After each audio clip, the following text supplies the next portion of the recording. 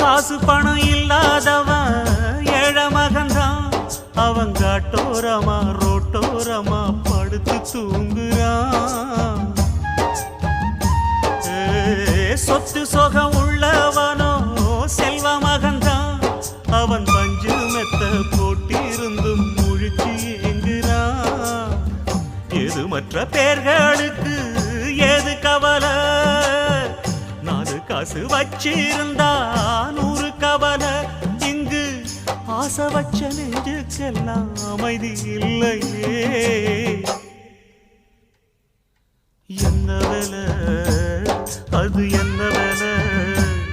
மன நிம்மதிதான் இங்கு என்ன வேலை? எந்த கடை அது எந்த கடை? அதை